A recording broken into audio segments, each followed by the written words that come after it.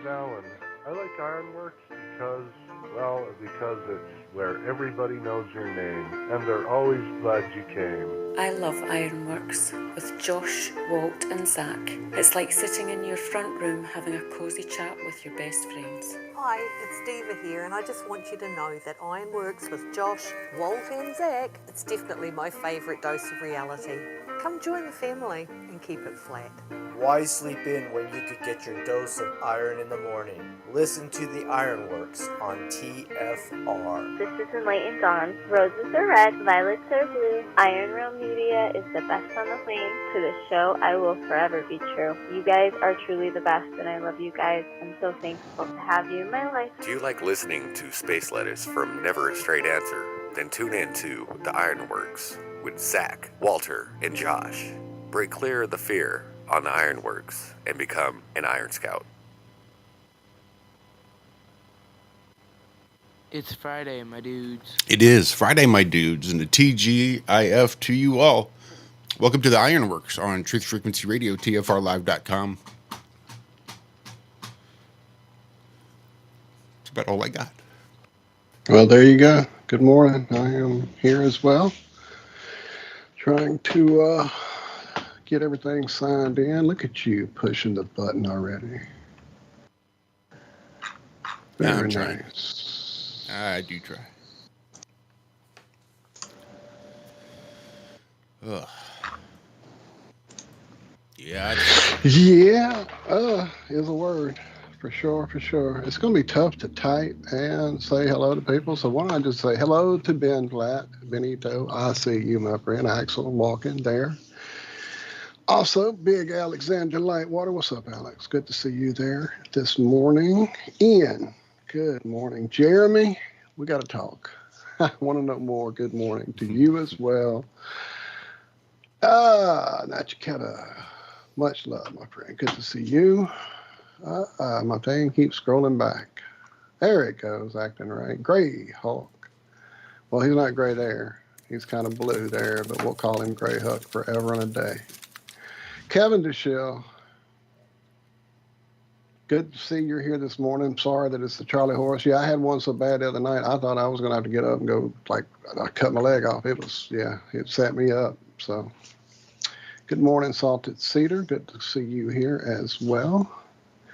Is that Liz? Yes, Liz. Good morning, Liz. Good to see you. I see you. I'm trying. It keeps popping around as people jump in. I didn't miss you. I mean, I missed you, but I did see you.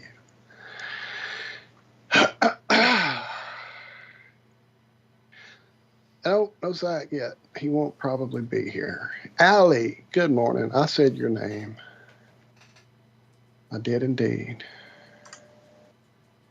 And I don't see who's in the chat yet over there on the rock band. I do see there are a couple of you there for sure, but I have yet to see the names. So that's my best effed up world has joined us. Good morning as well. So, Jeremy, I had made a promise to you that I would have that video done by today. It has not happened. I thought I had worked out a workflow for a new type of video making app that we have access to in some of the many little electromagnetic toys we have all played with here on the show. It's not a normal editor.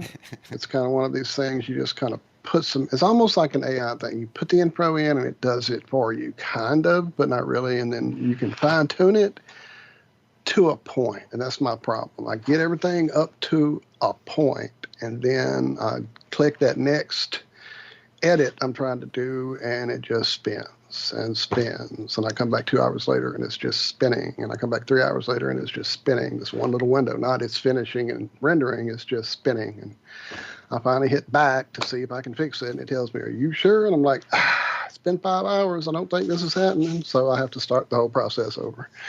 And so that's kind of where I'm at this point. And so it looks like I'm just going to have to buckle down this weekend and decide if I want to go back to the editor I've had for the last 5 or 6 years, which is a whole other story. We'll get to that one eventually. Or do I want to move on to something new and shiny and different? Because I kind of am bored with the thing I've had for 5 or 6 years. So I don't know. But anyway, the video's not ready, Jeremy. So my plan of premiering it this morning has gone out the window. And we are not going to be here this afternoon. So you guys would have seen it without me being here, because I won't be here. And then me being gone, and it's just turned into a whole thing. So we decided to take a audible and take the day off. We promised ourselves we wouldn't burn ourselves out again like we've done so many years in a row here, because we just hate being away from each other and being away from you guys. So, but yeah, we're going to take this evening off. And this weekend, I will decide which one is the one and pull that trigger and get a real editor and start from scratch. But it will be worth the wait, I promise everybody. Josh has heard the song. Zack has heard the song. It's worth the wait. Am I lying, Josh? I've not heard the song. I thought you said you didn't listen to you're me right. and Zack. You're right, I did. I do. You like making remember. me lie, boy? No, Ooh. you're right. I did remember. Because it is possible that I did lie, that you got off right before Zack and I listened to it, because I know sometimes you had to bed a little earlier than he and I tend to be night owls. Nope. So. And even now as you say that had been the second time I'd heard it. There you go. Yeah. I don't really know how else to do this other than to say we just need to send a lot of prayers and support over to the Nodells and to Zack. I don't know what else to say other than to send love and prayers that way. I got nothing. Yep, that's probably the best thing. Send all the love and all the prayers you can send over that way. Like right now. Like stop what you're doing and do it now. Yeah. Do it.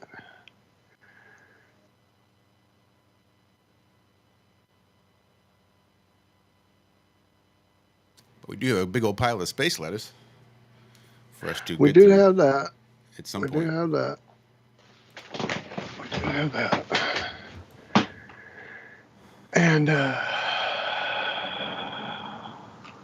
I see has arrived in chat. Good to see you. Zombie Snoop has gotten there. Good to see you there, my friend. Much love, everybody. Oh, and Austin, legend. What's up? From the Mellow Dome. Good to see you, friend.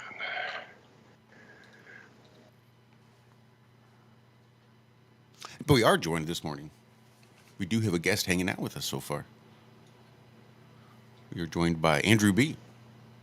That is correct. Yes, good morning, everyone. Let's see if he is still here. He is still here. I'm still here. Good deal. Good morning, Andrew. How are you doing? I am not as good as I'd want to be, but yeah, I can appreciate that. Do understand that, sir. All right. Well, sometimes that's the best you can do. And I do think I have a little bit of space lettuce to share myself, maybe a little bit later on. I don't want to bogart the stream by any means at all. You're not gonna, sir. We're both kind of mentally not quite awake enough for this. I'm drinking coffee. I've been up all night, though, so I doubt coffee's going to do me any good. But I do have the Kratom ready. Should have already had it in me. I don't know why I haven't. It's sitting here in my little cup. I put it in to take it, and, sidetracked, and here I go. But I will have it down in a minute, so I'll be waking up right about the time. It's definitely something that I personally have benefited from. I can't tell anybody else what it's going to do for them, and it's definitely something like a lot of botanical things where you have to do your own diligence. You have to do a lot of research. Definitely don't run down to the corner store and grab what, they might have there at the local gas station. I know some very reputable vendors. Our good friend James from Grounded Extracts makes an amazing product called Kratom Plus, which has kratom with frankincense and myrrh in it. Now that's a little next level, but if you've been taking kratom a while, highly recommend it. But yeah, it's definitely something that can benefit you in all kinds of ways. It's a lot of people start out with it trying to find some relief from pain that don't want to have, the hell that comes with fucking medication prescribed by the pharmacy industry. And it definitely not only can help with that pain, it can also help with the addiction, anecdotally anyway, the addiction that can come with some of those pain-relieving substances and other types of addiction issues.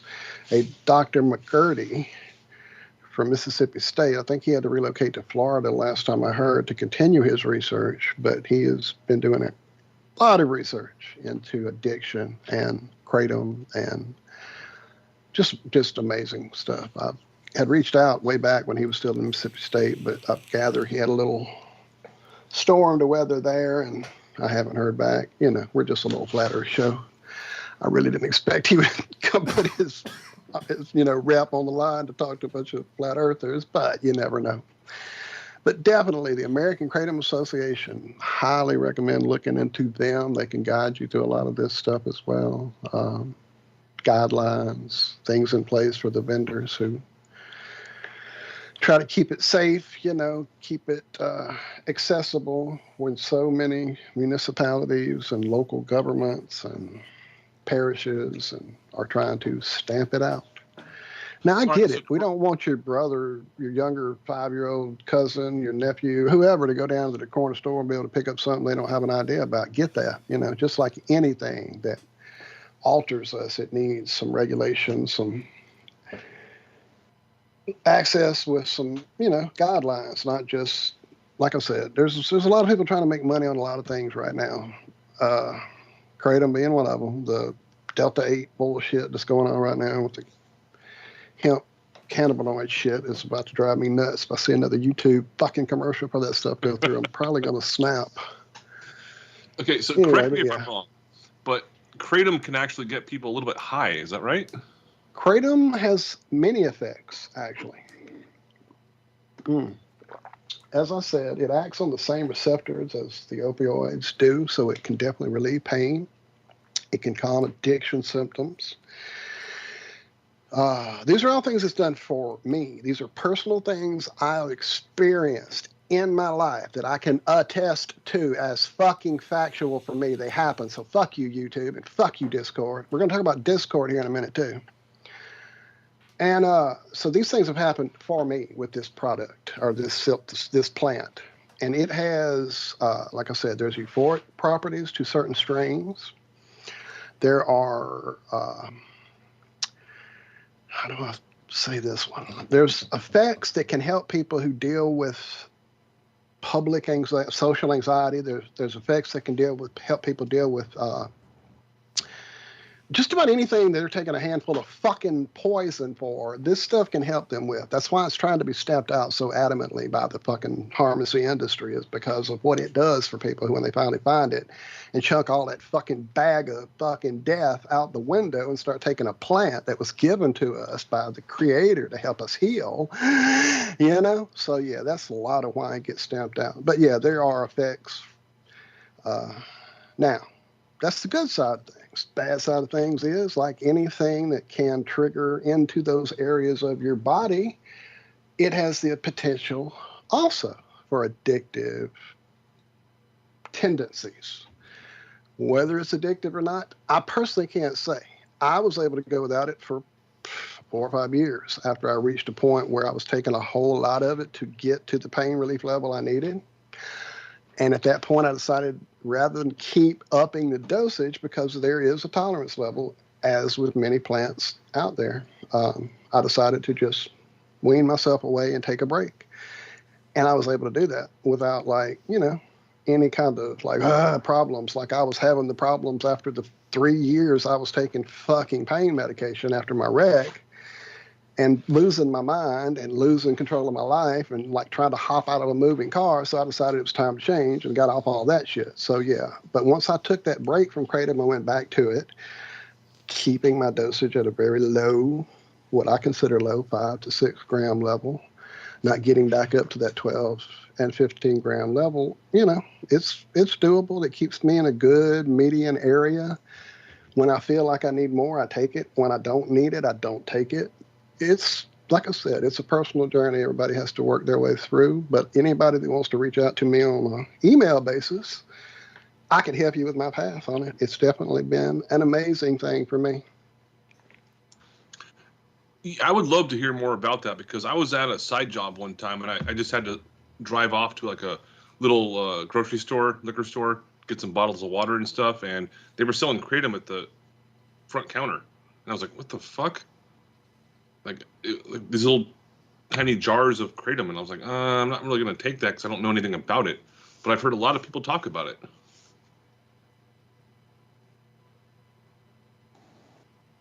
So yeah, I don't really know much about it other than, well, like I said, stories. man, it's got lots of positivities in my life.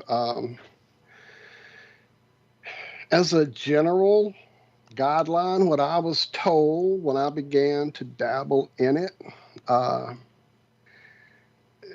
the strains are not like strains of cannabis or strains of, flowers or anything like that. It's a whole different thing. Basically, it's all, I apologize, it's all the same. It's all Matrigaya speciosa. But because of different regions having their own curing processes, they've learned over centuries, literally centuries of using this plant, from 90-year-old down to 9-month-old in these countries. Plants that they have as part of their family, like they have a family Kratom tree that grows on their property. That's their family tree that's passed down in generations. And it's that kind of thing, kind of like the coca leaves in South America, where a man gets involved, America gets involved and turns it into a whole uproar. But anyway, in those countries, because of the different processes they use to ferment it, to dry it, it can't have fermentation can take place in certain processes. That's when you start getting into the reds and the yellows and the gold strains. And again, they're all basically the same, but different. Drying in sunlight, drying out of sunlight, length of drying time, length of growing time, all affects the veins of the leaves. And you have white, red, and green vein. And generally it's red for bed, white for flight, green for in between. That's a very generic way to kind of get a toehold onto what's it all about. Because you can actually get those different effects within those different strains. You can get the stimulant white type effect taking a certain strain of red. You can get the very sedated, I'm going to bed effect taking certain strains of white. Do a lot of research. Read a lot of reviews at reputable sites. The reviews will help you learn your way through it because, as I said, it's a personal journey and not everybody has the same effects. But generally said, if you see a certain strain and it has like 48,000 positive reviews, it's probably a good one to go with. And if you see one that's only got 3 or 4 positive reviews, maybe steer clear till it's got a few more positive reviews, that kind of thing. So, but again, these are all my personal experiences with it. But I found, luckily, a good vendor back early on who, he's a guy who's got like 3 or 4 warehouses filled with Kratom. He's got to burn out or sell off. Burn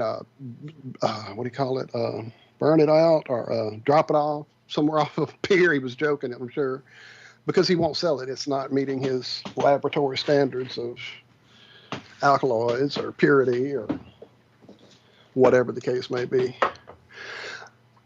Excuse me. And so, yeah, definitely be sure you check. I'll point you their way. In fact, I'll drop their link for everybody here. Is Kratom legal to grow like anywhere?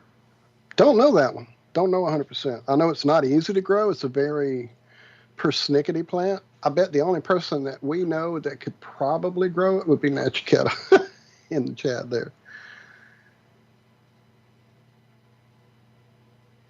Possibly.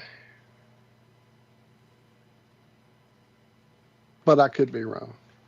Guys, I'm trying to play catch up in chat, and it's really hard when I'm doing all this talking and apparently on something I'm all excited and pumped up about, so I can't shut up. But definitely, like I said, I've had nothing but positive experiences on my end with it. Now, you guys, some of you may remember one show back early on with me and Josh sitting here, and suddenly I had to take a little break. That was my only experience with what is called the wobbles. It's a thing that is known in the community of people who take Kratom. It is an effect where things just kind of get off. I have a disease called Meniere's disease, which gives me severe bouts of vertigo. Like I spin out. Like to me, I'm on a roller coaster ride that doesn't stop and spins me upside down and throws me against the wall, and it doesn't stop until it's ready to. There's a little maneuver I can get on my hands and knees and flip my head a certain way that Michelle found online from a chiropractor that does alleviate it in the middle of the vomiting for like 3 or 4 hours straight. But often it's just ride it out. And when this started hitting me on the air, I thought that's what I was having, was one of those vertigo attacks that can be quite severe, but it didn't actually feel that way. When I stood up to go and get a bucket, I felt like I kept going up and up and up. And so it hit me that that's what I was going through, was this thing I'd been warned could happen with. And that's just it. It's not an overdose. It's not I took too much. It's not I didn't take enough. It's just a thing in your body that happens. It's kind of like vitamin B. Vitamin B doesn't react in your body unless you have this certain intrinsic thing happening in your stomach. That's why it's usually a drop that you take under your tongue to get sublingually. Kind of the same thing here. A certain chemical was in my stomach at that morning time, and it hit just the right way with that kratom and overdid the alkaloids. Lemon actually is known to increase the alkaloid effect of kratom, and quite often I drink lemonade before going to bed or when I get up in the morning. I just love lemon. Could have been that. I don't know, but it definitely was not fun. Did it make me stop taking it? Nope. I read about how to deal with it, which is drinking a little honey. Try not to puke the honey up.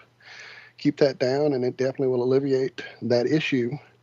The problem is that also blocks the receptors for the kratom, and you probably won't get the pain relieving effect or the anxiety relieving effect or whatever effect it is you're trying to get the next 2 to 3 times you take kratom, because honey is such a powerful thing inside our bodies that, yeah, it does. Okay, so what is the main way that people take kratom? Is it through like drops under the tongue, through pills, or what? Powdered. It's a leaf that's been dried and ground into a powder form that is fine. Most quote unquote people take a spoon, put it in their mouth, drink something behind it, and get it down.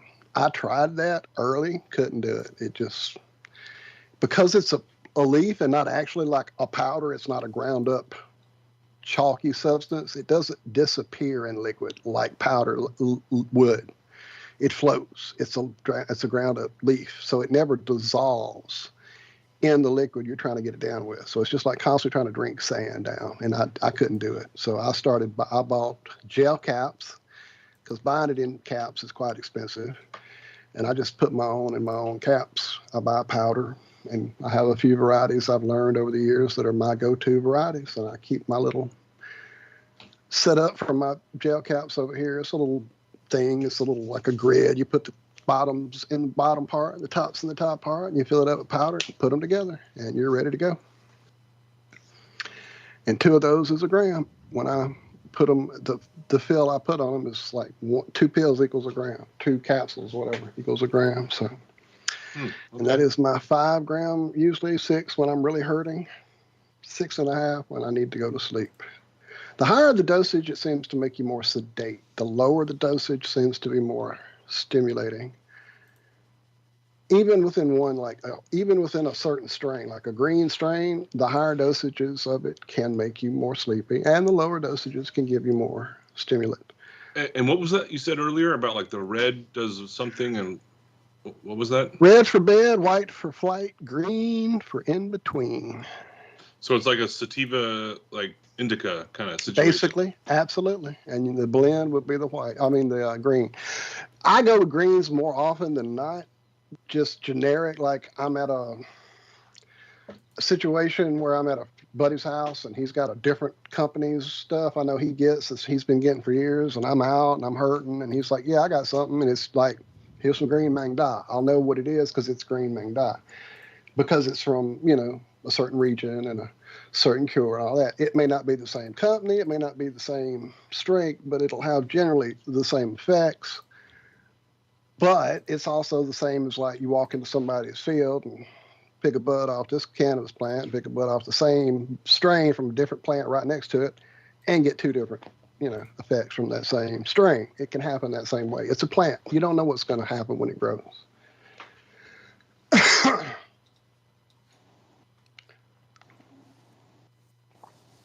I'll be damned if we're not about 26 minutes in. Good Lord, I ain't shut up for 30 fucking minutes. All right, I'll shut up for a little while. How about that?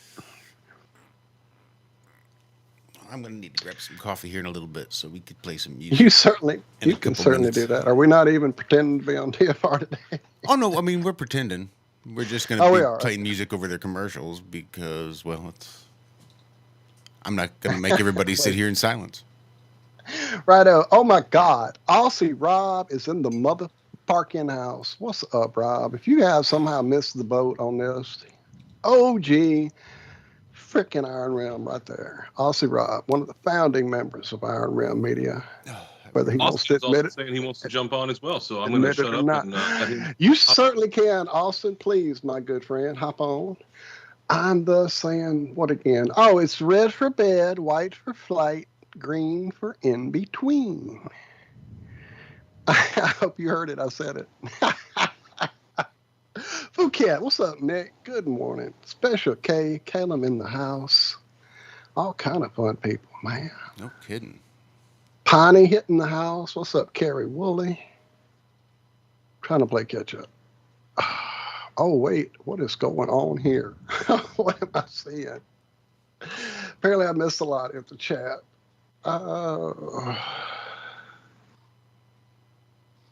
I'm not sure what other. No, Nechiketa, I meant your region that you live in. You would be the only one who could grow a kratom plant regionally, not that you had a green thumb. No assumptions. Actually, I think we've actually talked about the fact that you don't have that green thumb despite your area of where you live. So.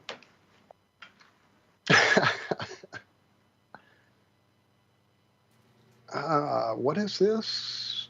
I'm trying to read this recipe here. I don't know what we're.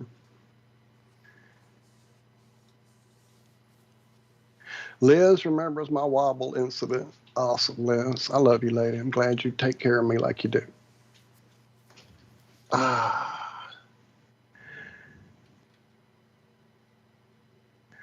hear you, Piney.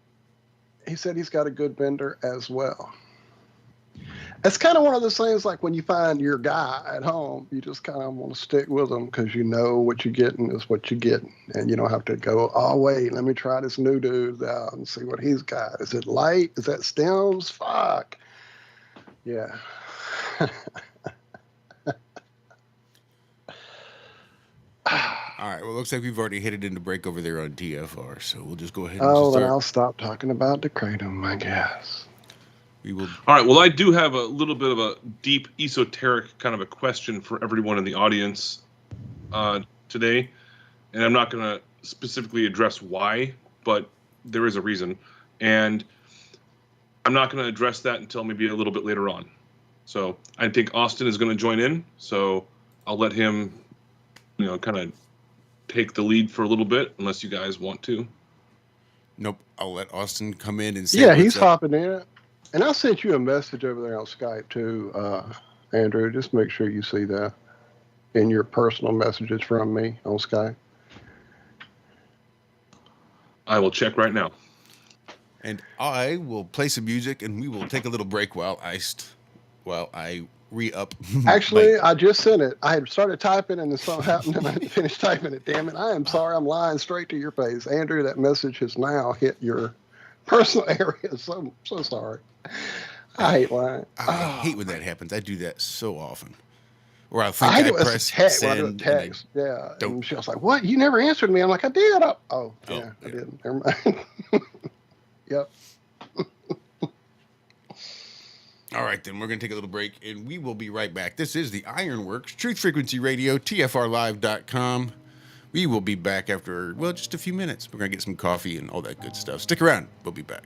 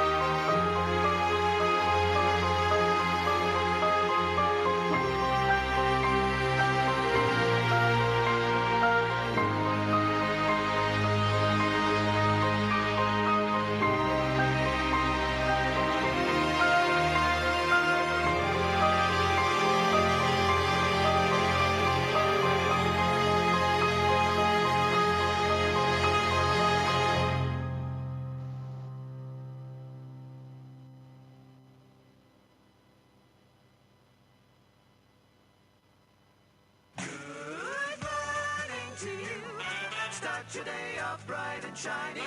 Get up off your little hiney and begin your happy day. Thank God it's Friday. And welcome back. We shall call this the second half of the first half of the Ironworks. Right here on Truth Frequency Radio, TFRlive.com. I do see Walter just bounced out, which could be for any number of reasons. Lost power. Cat stepped on the keyboard. Cat chewed through a cord. Who knows what in the world happened? But I suspect he shall be along shortly. In the meantime, I'm going to go ahead and give Austin a call to remind him where he needs to go in order to join. Oh, that was Jonathan. Damn it. There. And there's no way to stop calling. Even if I remove, it still calls. Sorry about that, Jonathan. Didn't mean to call you. But, it's all right. Hopefully he's sleeping and he will just miss this call completely. And I think Austin might have seen where it was I was calling him, and I hope I didn't wake up the whole damn house. Who are you calling? Can you hear me? Yeah, I hear you. I just figured I'd just start calling random people on the list. Just click call, see who it was we wake up. No, who we wake up? I accidentally hit the Jonathan button instead of the Austin button. Hey, that's cool. He needs to wake up. Sorry, y'all. My power blinked, so I'm on my headset on my phone, waiting for my internet to reset. That was actually my first guess. Oh, it wasn't the cat? No, it wasn't the cat this time. It blinked earlier, but I don't know why that would be, except maybe, well, it's raining, but it's not storming. I don't know. I don't know what it is. I'm in a mood, Dan Morris. That's why. Weirdo music is just because Josh is in a mood and was choosing music according to moods. Oh, no. Oh, I'm sorry. Oh, and by the way, if Conspiracy Music Guru is ever around again, it'd be wonderful to hear him chime in to the show again. Oh, I suspect he'll pop in here one of these days. He'll be in one morning. That internet. Well, I mean, over there in Spain, it's like, what is it? They're like 9 hours ahead? I think that's about right. 8 or 9. I think that's about right. Yeah, I think you're pretty dead on that, man.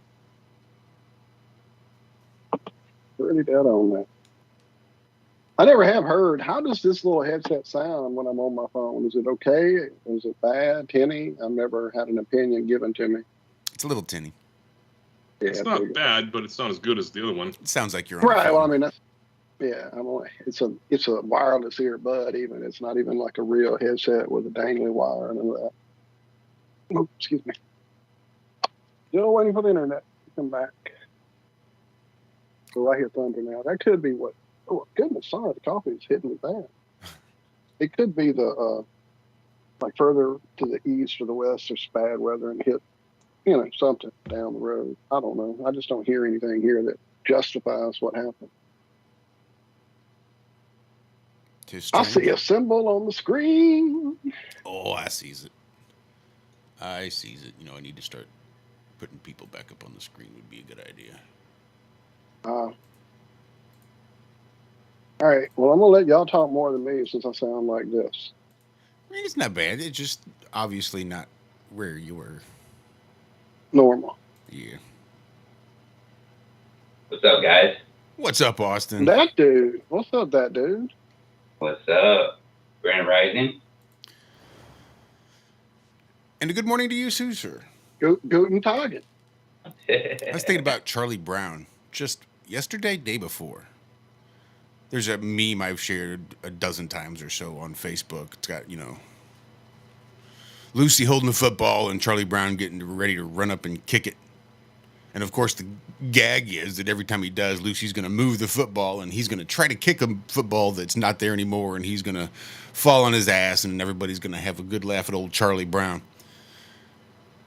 And he just never learns his lesson. Every time she puts it down and tells him to come kick it, his dumb ass will run up there thinking she's going to leave it there for him to kick. And every time she moves it, and the caption on the meme says, "That's it, Charlie Brown. Just vote one more time and things will change." Which got me thinking about Charlie Brown and his catchphrase. Good grief. Good grief. How about good morning? Good grief. Good morning. Good grief. Same shit. Yeah. I see what you did there. I just thought that was really strange. That was the thought that passed through my mind a couple days ago. So now here I am.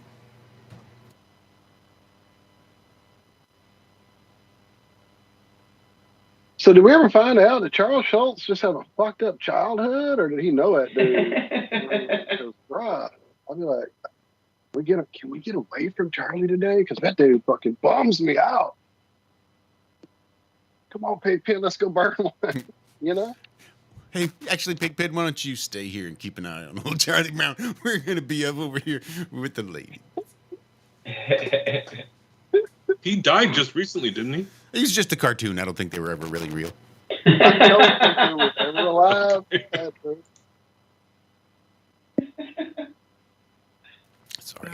No, I think you're right. I think Charles Schultz did.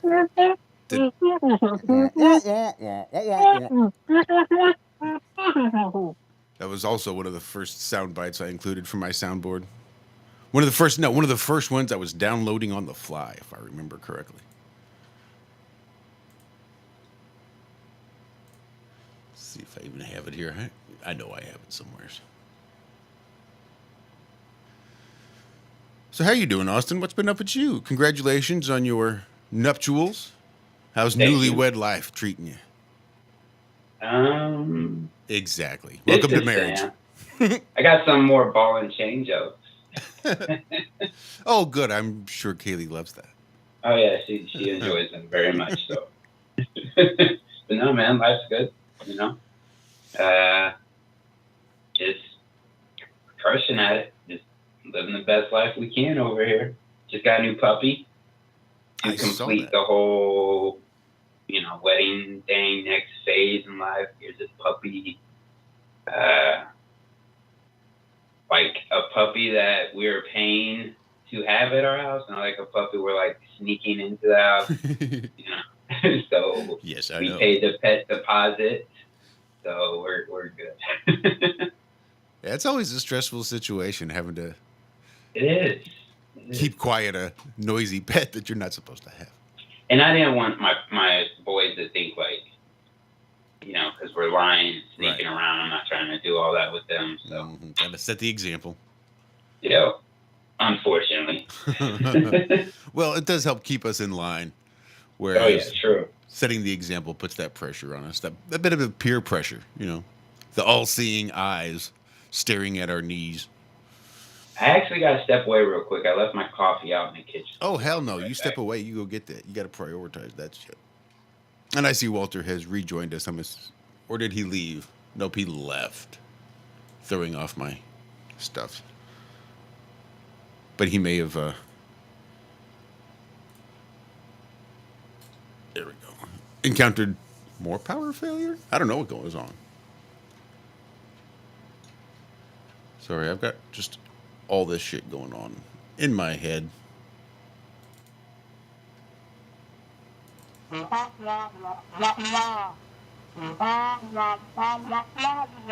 That's right. Because it's... How do you even argue with that? I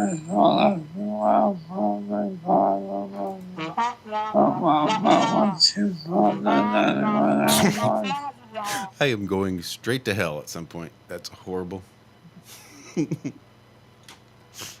There's Mr. Walter. Thank God he's here to save me, to keep me from... Going to save me from myself, I think is how that works. Yeah. I'm in quite the mood this morning.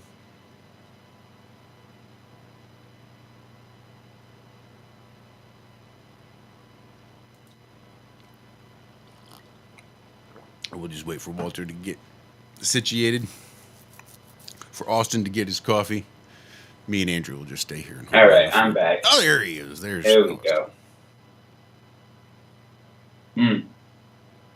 But yeah, marriage life, I've been doing it 13 years already, so it took a long time to get it working right. So how long you been married now? Like a month. A month. Not even yet. Not even a full month. I'm already tired of it. So does it feel like the exact same? Is your or has that ceremony and that piece of paper actually changed things? No. Well, see? Subtly. It's not like there's going to be some big, huge, major shift in your relationship. But even sort of the way you see her. Like, she's no longer your girlfriend. She is now your wife. Mm-hmm. And now when you look at her, do you still see her as your girlfriend or do you see her as your wife? And how does that sort of then affect anything else? Because I hear everybody say, well, it's just a piece of paper. But in my experience, it's always more than that. But it's like saying, oh, well, it's just sex. But I'm one of them little goofy guys that could always catch feelings. So for me, it was never really ever just sex. There was always something more to it. And I've always thought that marriage was a lot of the same way, where it's not just a piece of paper. There's a lot more to it. Those subtle differences that can really change the way, the depth of the relationship, I think. Well, I think, because you you're not the only one who's asked us, oh, do you guys feel different? You feel anything different? Anything's changed? And our, you know, the way we are with each other hasn't changed. Nothing's really changed, but I would say, I mean, internally, I mean, I've always looked at her as my wife, honestly. But now she's carrying my last name officially. She went and changed her name. We did that officially. So, how do I explain this? It's just a self, like I know for a fact she's not going anywhere. I know for a fact she has my back. I know for a fact she's my best friend. And I know that she will say all those same things, you know, without hesitation. So it's not even reassurance. It's more for her, you know, because she's the only one in the house without my name. My boys have my last name, everybody. And she could just went and got it done, but with everything that we've been through and the obstacles we climbed together, I feel like this is a nice icing on the cake, a nice hoorah into the next stage in our lives. You know, I even cut like half my hair off for this, and I haven't cut my hair off in years. So it was like this huge transition. It might not seem like much for everybody else, but internally for me, for my wife, for the dynamic here, for this household, yeah, it's something very important. That wasn't just keeping your head warm. That was a representation of something very, very close and personal to you. There was a reason why your hair was so long, and the last time that you had cut it, and when you said, I'm not going to cut my hair again. And when you had to stop that cycle and say, okay, it was really amazing, because it's sort of, all right, well, this portion of my life is done, and now it's time for me to move on to the next. And this is going to be that defining moment, sort of like a young man's coming of age moment where he's no longer considered a child, but now he's considered a man. And it was really that a very similar type vibe when I saw the whole cutting of the hair thing. I thought that was really, really cool. You just nailed it, because it was that. Because, I mean, maybe it didn't come out right just then, like, oh, I cut my hair for my wedding, but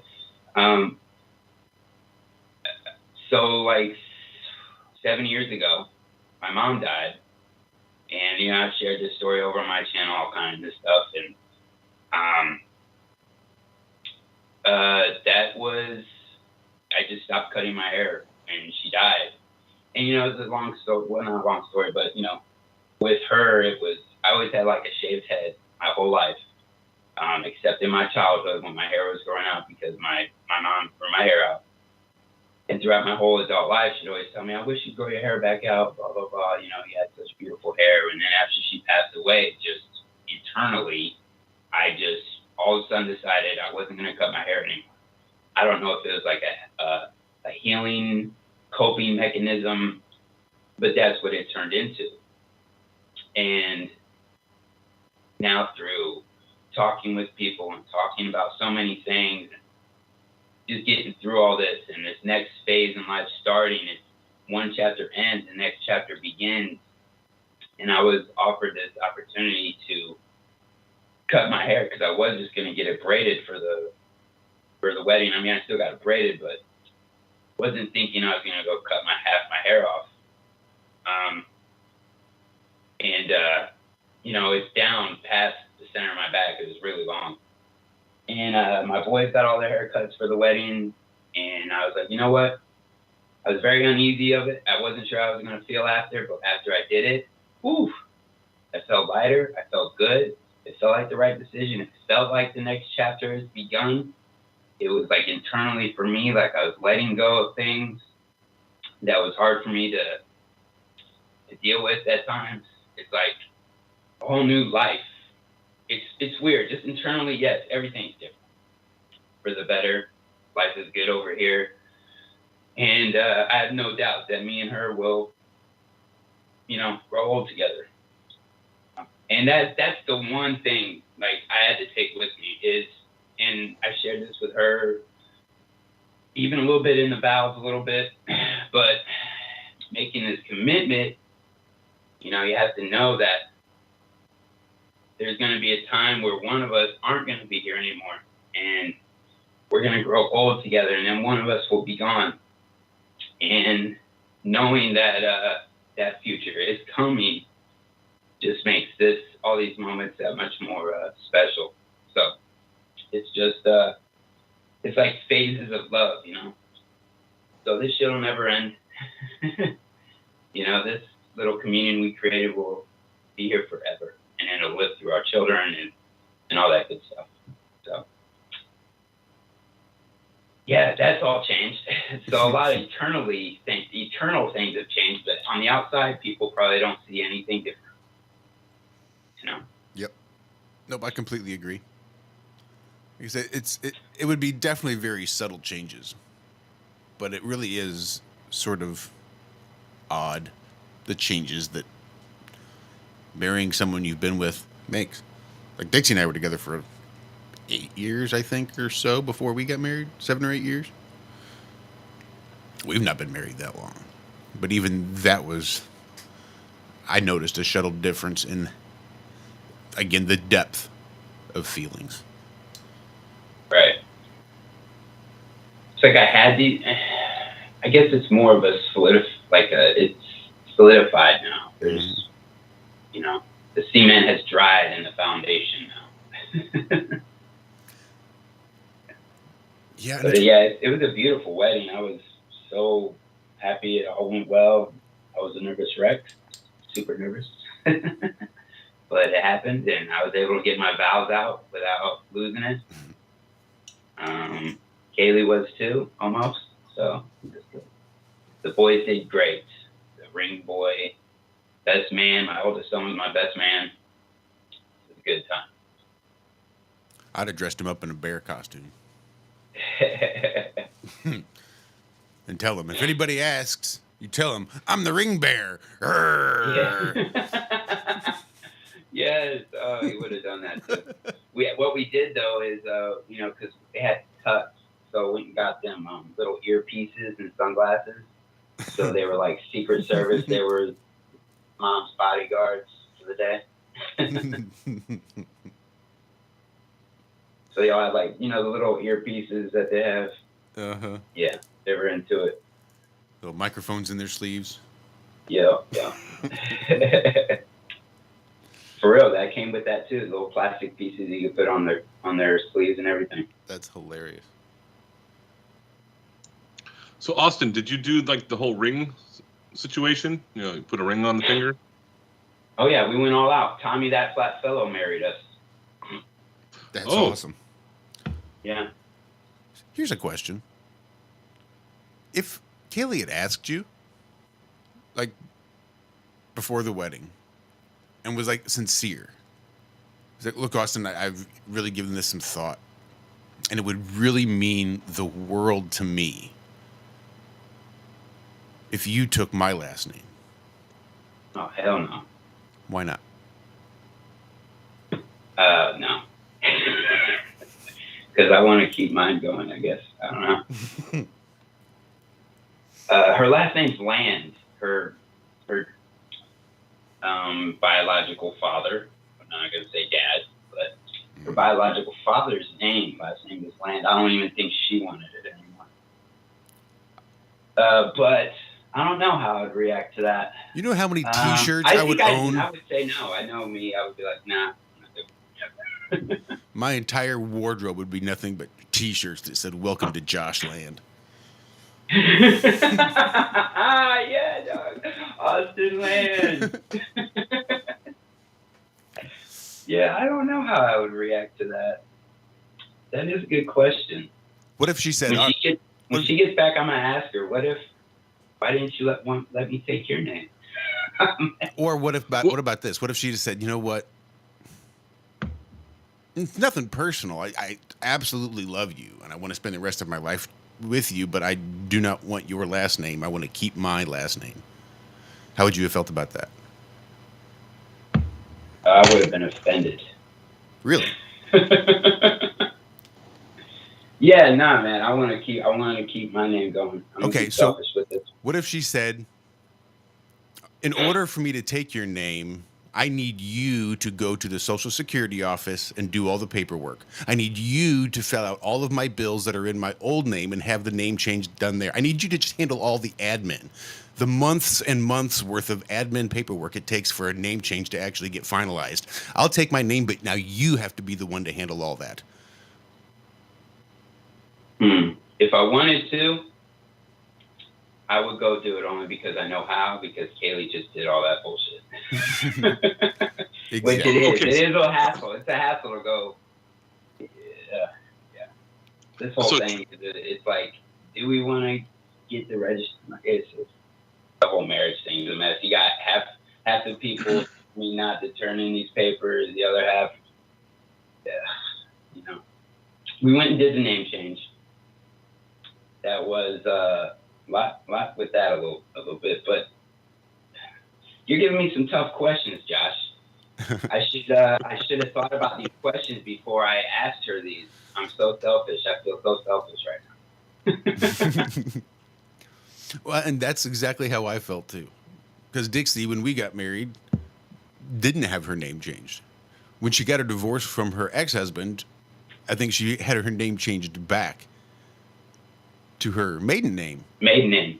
Yeah. Right. And then when we got married, she just decided to hang on to that maiden name. She's, changed it twice already now. She's not necessarily interested in changing it for a third. And I totally get that. Yeah. I wouldn't want to do it.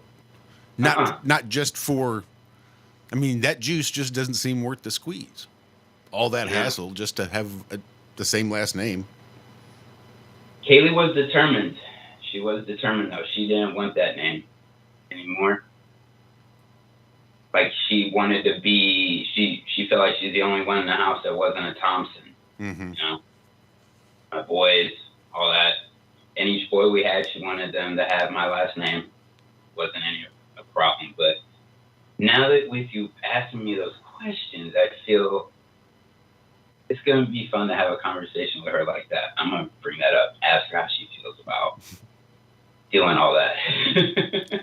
All right, so tradition holds that the man takes possession and responsibility of the relationship, right? That's why the last name carries on. But how many times, I've never heard of it, if you guys know, how many times has a man taken on the last name of the wife? I'm sure it's happened. Oh, yeah. I think I know some people. I've never heard of it. Especially if the wife is sort of in the limelight. I've heard of that happening. Just because of name recognition. Just to be able to maintain that name recognition. Where did we get these traditions from? Where did these traditions come from? I think it's the same thing as why men are the hunters and gatherers and women are the homekeepers and raise the children. It kind of goes along with that same kind of... Well, that's kind of the dynamic we have here. Her job is staying home and tending to the children, their education, all that stuff, which is a way harder job than what I have. That's for damn sure.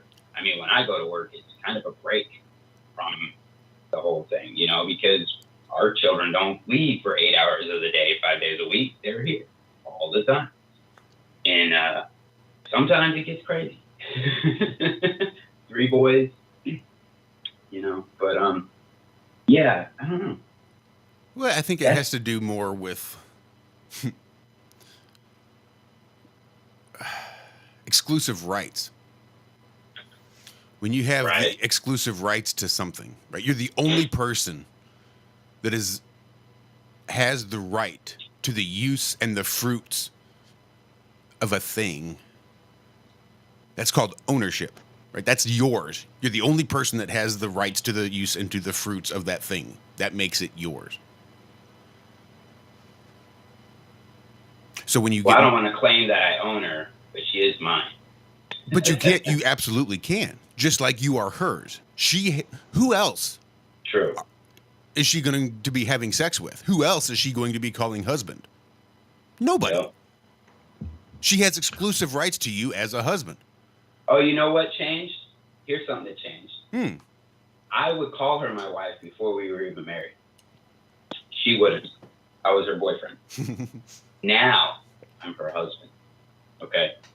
Never called me her husband before that. ever. Like, ever.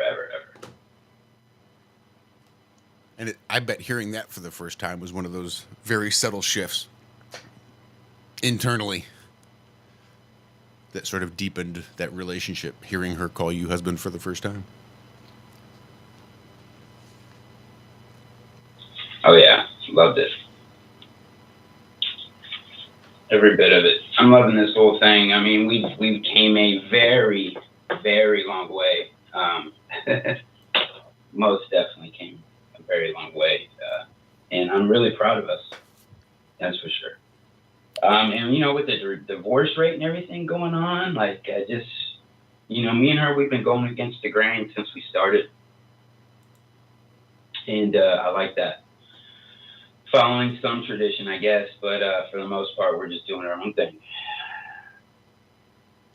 Yeah, my ex, actually, her dad was a civil attorney, and he dealt with a lot of divorce situations. And he told me that the number one cause of divorce in the U.S. is because of financial situations. So far, you guys have been keeping that together without even being married. So congratulations, man. I think that's wrong. I think it's communication. I think any financial situation can be overcome if you're communicative at the very beginning and the whole way through. Especially it's the way society is. I look at it as it's the way society has been programmed or constructed. Like, that's not an important goal for people in the future. You know, like, people are raising their daughters to be strong, independent women that don't need no man, you know? And it's the spork society. You use it once and throw it away. I'll get another one. I'll just get another one next time. I will say I am envious of all three of you because I was engaged. I've never been married. I have no children, but I was with my ex who had children, so I learned about all of that, you know, raising young children, and it didn't work out very well. But one of these days I hope to meet a wonderful, beautiful, flat earth lady and hook up. Well, I hope the same for you. Same here. Go make you one.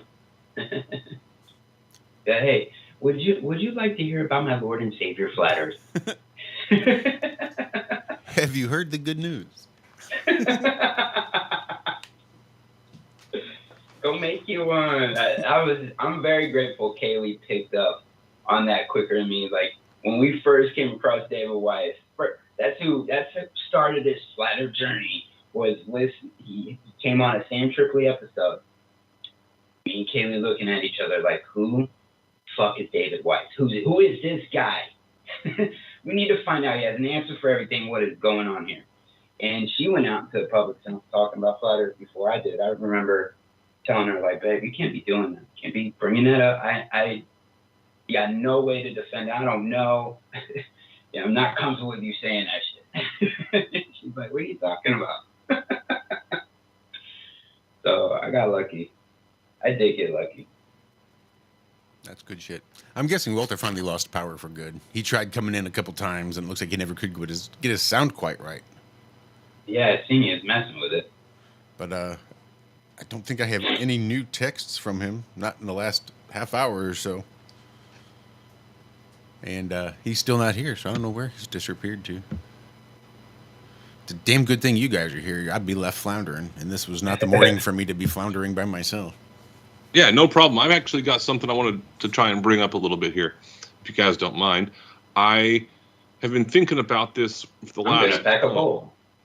Yeah, there you go. It's about that time anyways. I'm off today, so no worries. So in 2015-16, I started hearing about flat earth, and I was very agnostic at the point. I didn't believe in God, disbelieve in God, or whatever else, but I was really on the board with evolution. Really, really on with that. And then I heard about flat earth, and then I finally discovered it, and evolution kind of went out the window, and creation became absolute. And I'm not absolutely, not at all religious. I don't believe in any religious scripture whatsoever. But then I started to ponder a lot more about, like, where did we come from? Where do we go? And it's one of the most convoluted and mysterious things that you can even discuss with someone, because there's so many different avenues you can go down. I'm just kind of curious what you guys have come across upon that journey for yourselves.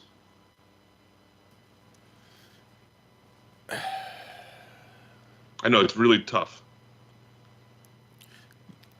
Space is cool, and the stars and the wandering stars and the mysteries involved are really convenient because we can look up and see them. And it reminds us, oh yeah, there's mysteries out there that we just cannot solve. We don't always have that constant reminder. And I think what happens once our expiry dates on these meat suits hits, we have no way of knowing. And we don't have that constant reminder that we have no way of knowing, and sometimes we start to then take for granted the fact that we haven't hit that expiration date yet. I'm sorry, can you ask that question again, Andrew? Oh, okay, I can try. I'm sorry. Yeah, no problem. Sorry.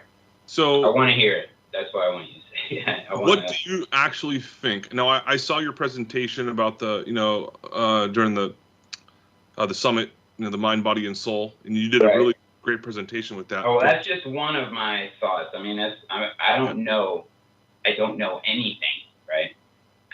So, my beliefs and ideas are constantly changing. But yeah, continue. So, where do we come from, and where do we go? Like, is there karma involved with it? If we do good things, do we have a good return, or is there no after effect whatsoever, and we just die and go into the ground? Okay, so whenever I hear of any type of reincarnation, my immediate first thought, I can't help it, my immediate first thought is that sounds like a nightmare, okay? Whether you're coming back as what you want to come back as or whatever, to me, that sounds like a nightmare, because the only life I currently want right now is this one. And when I think about the afterlife, I think about my dead relatives who aren't here anymore, and then dead friends that aren't here anymore, and this, the millions and billions and billions of other people that aren't here anymore. And if we do sit here and talk about souls as some quantifiable thing, then I don't even know. Is there an actual soul? These are just all questions I still have with myself. I still think that this place was created and there is some type of creator of some sort, but it being some bipedal figure overseeing everything, no, I don't think that to be true. And we all want to sit here and talk about, this afterlife and this is the test grounds, blah, blah, blah. But what if there is nothing after this? And this is all there is. And, you can make life a living hell. You can make it a heaven on earth, whatever you want. The option's yours. You're given this free will. You're given this opportunity. Maybe there was a time where we could live a lot longer, but due to situations and the powers that be here on this realm, our lives are shortened. Poison, blah, blah, blah, in many different forms. But I'm more comfortable and at peace with myself saying that there could be a huge possibility that there's nothing after this. That's what makes this moment here that much more special. And it helps me get out of the past, dwelling in the past. It gets me out of tripping over the future and start appreciating this very moment right here. Waking up every day, getting another breath, getting another day to experience this beautiful realm with people in your lives or whatever. And there could be a lot of people out there that are having a miserable past few years and they're thinking, oh, you're an idiot, bullshit, blah, blah, blah. Well, I've been there too. I've been on two completely different spectrums of that. So I don't know. I think there could be something after this, but it's not going to be Austin isn't continuing, because if me now were to still be myself in the afterlife, I wouldn't be at rest. There would be no rest in peace, Austin Thompson, because I'd be in this other place like, yo, send me back. You left my family's there without me in that realm. That place is a shithole without me there for them. Like, you send me back right now. I don't want to be here. I don't want to be here and praise you for eternity. I don't want to be here. Like, that would be my reaction. Do you think you would have that same perspective, though? You think you would still have that earthly perspective? Right, but if I didn't, I don't think, that's what I'm saying, like, Austin isn't going into afterlife. Maybe I transmute into something else, because how can you still be yourself in somewhere else and think all of a sudden you have this totally different perspective now? You're not going to be that same person. I don't know. Are you less of the same person being a flat earther than you were as a globe earther? Are you less of an Austin Thompson now than you were 10 years ago? Or are you just a different Austin Thompson with new information? Yeah, but I don't think there'd be new information that would put me in ease.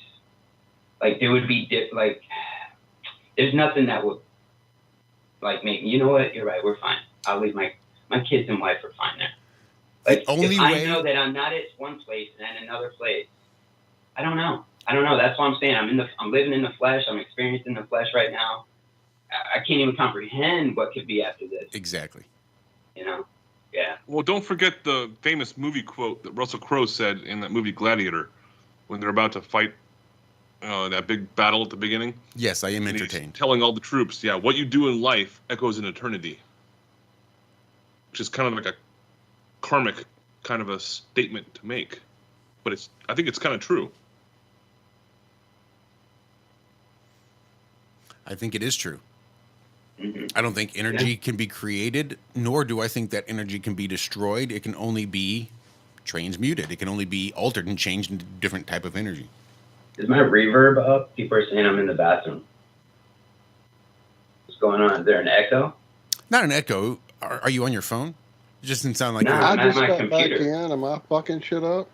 No. Hold on. I don't want to sound like I'm in the bathroom. No, it took me this long to get all my stuff back right, and it's still not right. I don't know what's going on. I was at one point afraid I'd cried from all the power hits to my computer. Damn. But I finally got things sort of working. I'm using my JBLs, though, because my other great headset won't connect anymore. And I don't know what that's about. No, I'm not in a well. Not to get that. How's my audio? You sound fine in my ear, but I'm not the one to ask right now. You sound good on my end, Walt. Thanks. I appreciate that. It's my speaker, my audio, my mic has been fine all this time. It's I can't even explain it all. You'd have to know my setup. But basically where my sound normally comes through, it wasn't. And where it should never come through, suddenly I found a new speaker I didn't even know was in my system on my monitor of all places. This brand new, I didn't think they had monitors on speakers since 95. I didn't know that was even a thing. But yeah, I finally figured out that's where the sound was coming out of all the places it could. Anyway, I got drivers reset and all the crap I could do, and finally pulled out the other headset and it connected. So I don't know. I'm back. Sorry to interrupt.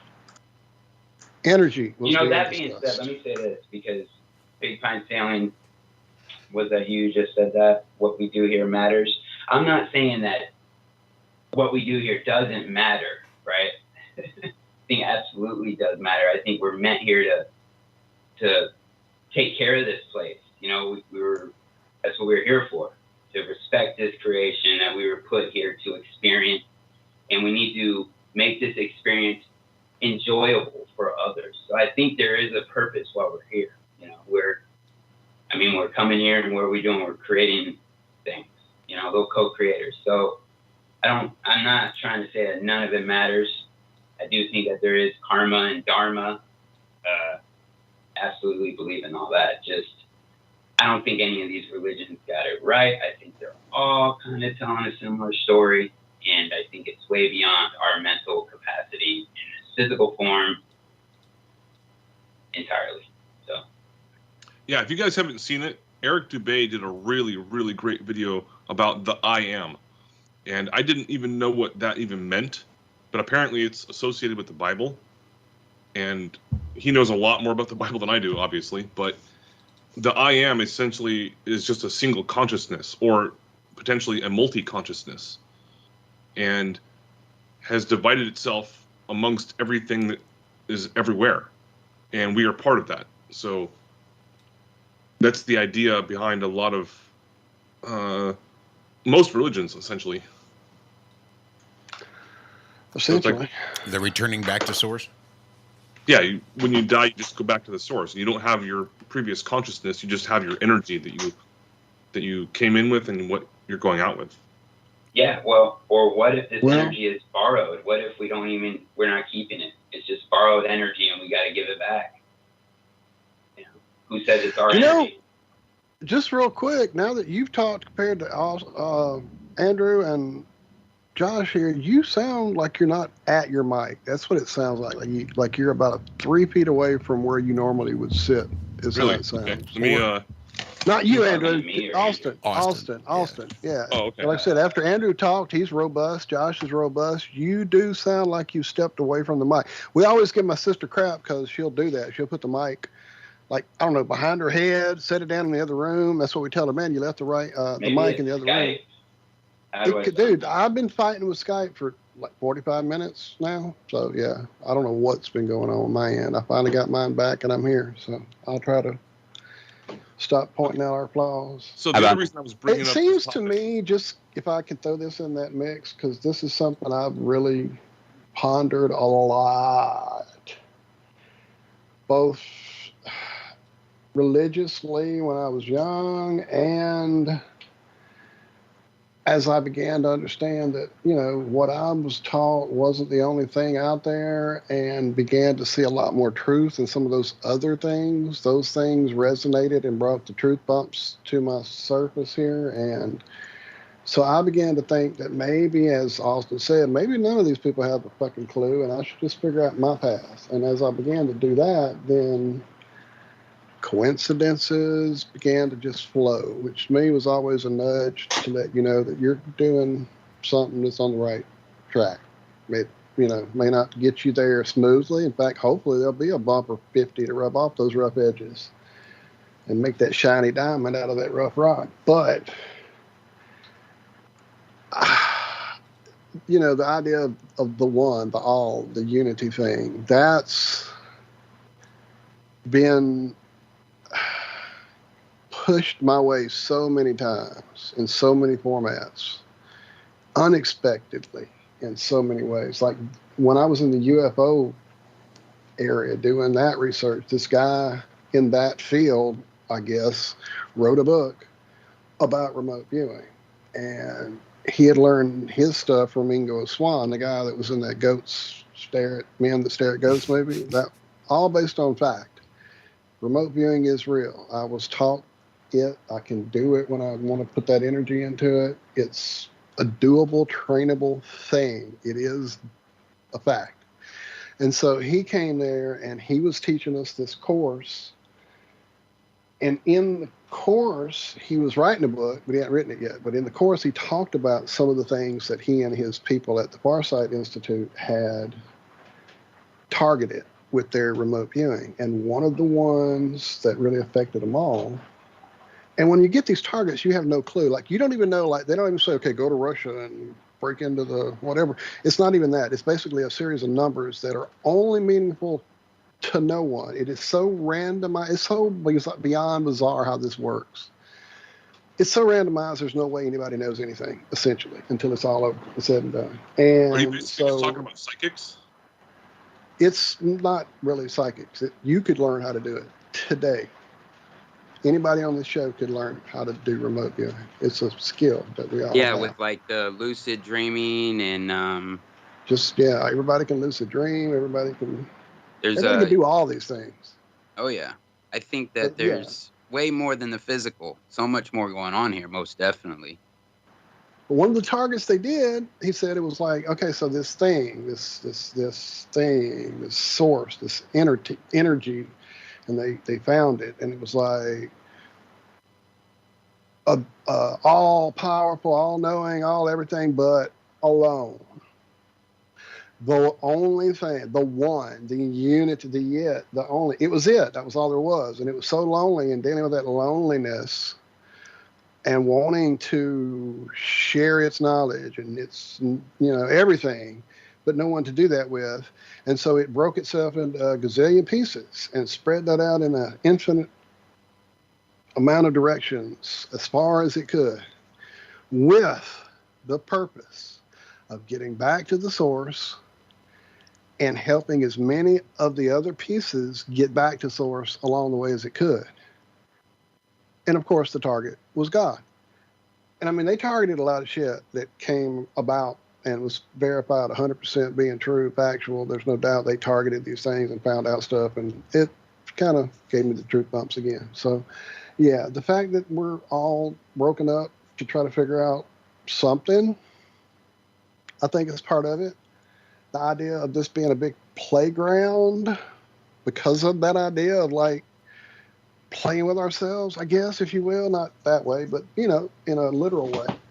And then, okay, so then what happened, and why is there so much bad shit, and why is there so much darkness, and there's these entities, and are they part of us? Are they part of oneness? Are we all one enough for they to be the part of the one too? The bad shit, the dark, the demons, the evil?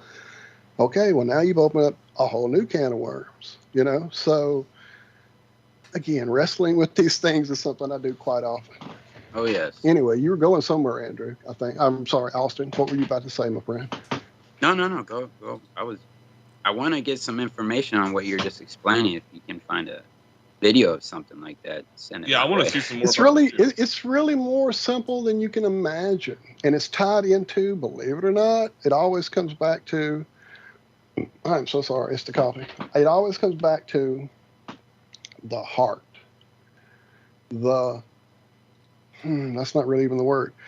The center, the solar plexus area of us is where we attach. It's where we come into this physical form. It's where we attach to our mother.